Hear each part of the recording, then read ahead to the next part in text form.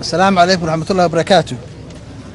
waxaa farxad weyn ii amaanta iyo maamuus in aan xilka si rasmi ah ugu wareejiyo madaxweynaha la doortay ee Puntland mudane Saciid Cabdullaahi Deni. waxaan ku wareejinayaa dhismayaasha madaxtooyooyinka ee magaalada Garowe, Gaalkacyo, Boosaaso iyo Qardho. xarunta taliska ciidamada madaxtooyada oo dhismo gaar ah, ciidamada dawladda oo kala ah daraawiishta, booliiska, asluubta, nabad sugidda iyo ciidanka badda.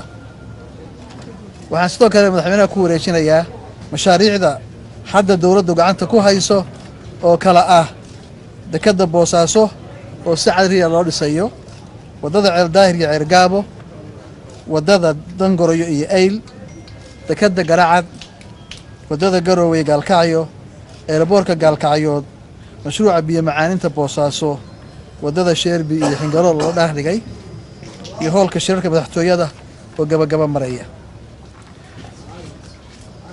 waxaan rabaa sidoo kale halkan aan ku xuso mashaariicda hirgashay 2014 2019 ee xarumaha dawladda ah oo jecelahay madaxweynaha inaanu ku wareejino.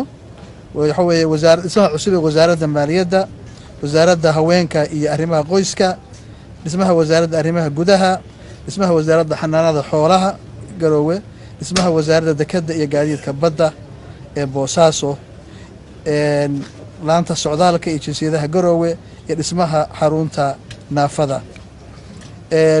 waa example waxyaabaha rabna inaanu ku wareejino ee cusbaa aanu rabna in madaxweynuhu uu si rasmi ah ula wareego.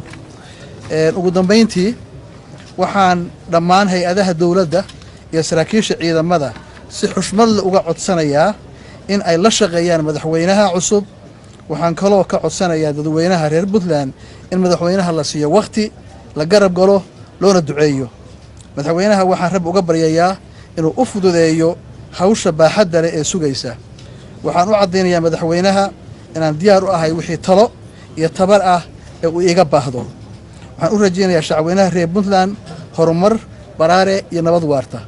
ugu dambayn waxaan cafis weydiisanayaa shacabka reer Puntland, qof kasta oo Soomaali ah oo iga tirsanaya gaf iyo xumaan intii aan xukunka 5 sano aan hayay dawladda Puntland. dalabka cafiskaasi waa niyad ah, niyadayda si hugmaysa u raxaysa. marka cafiskaas ayaan ka codsanaya dadweynaha reer Puntland markasta ay joogaan. sidoo kale waxaan leeyahay dee afala cama salafa, waxa weeye cafa leeyahay masaabax. dadweynaha reer Puntland markasta aad joogtaanba madaxweyne soo dhawo.